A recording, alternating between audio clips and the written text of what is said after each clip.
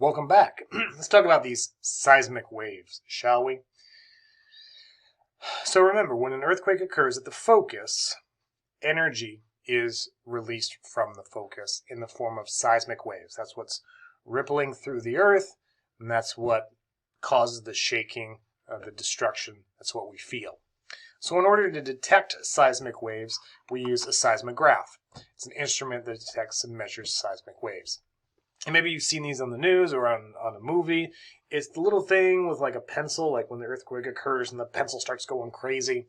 That's a seismograph. The scribbles that it create is called a seismogram. The more the shaking, the more the scribbles. So this is kind of how they work in general.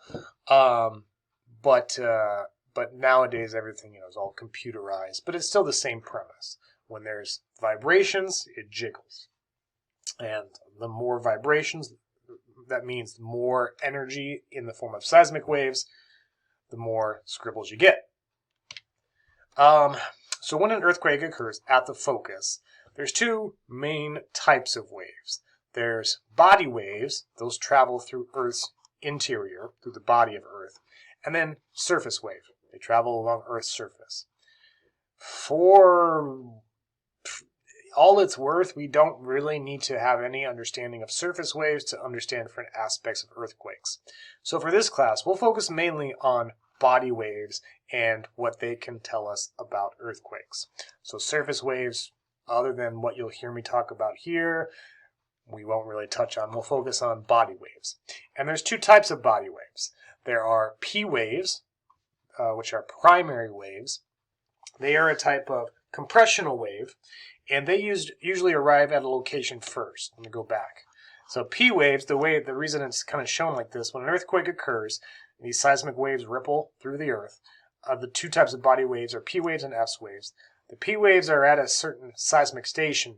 That's where you can detect earthquakes first because they travel faster.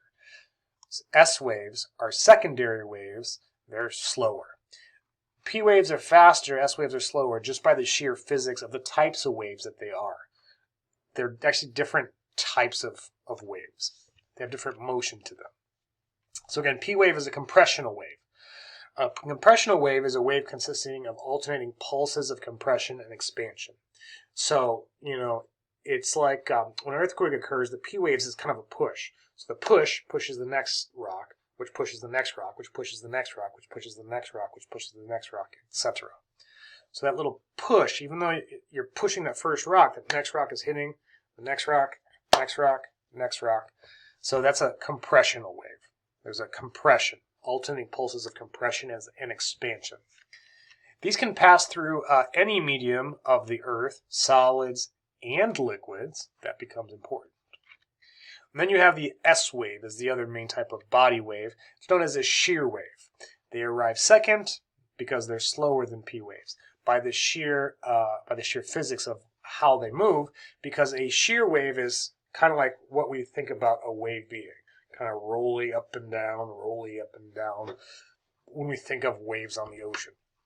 Kind of the same thing. That's a shear wave. But just by the sheer physics, which I won't get into, that nature of that type of wave is just slower moving through medium. Speaking of moving through medium, secondary waves, S waves, can only go through solids, not liquids. That's important because that's actually what helped us figure out what's inside the earth. But even though the S waves are slower, they get to a location second, they actually cause more damage because of this, because of that. So P wave, again, a series of compressions and expansions, and then S waves, secondary waves, that sheer kind of rolling motion. Different types of waves, compressional versus shear waves.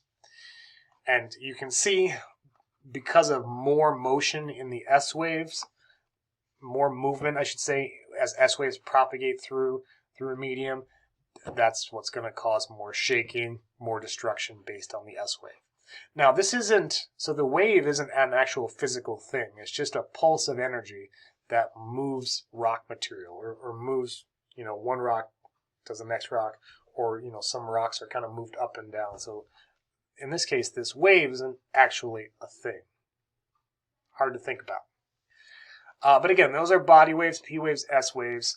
And again, I'll just touch on it real quick. So surface waves, so some different types are love waves at the surface. It's more kind of a side-to-side motion.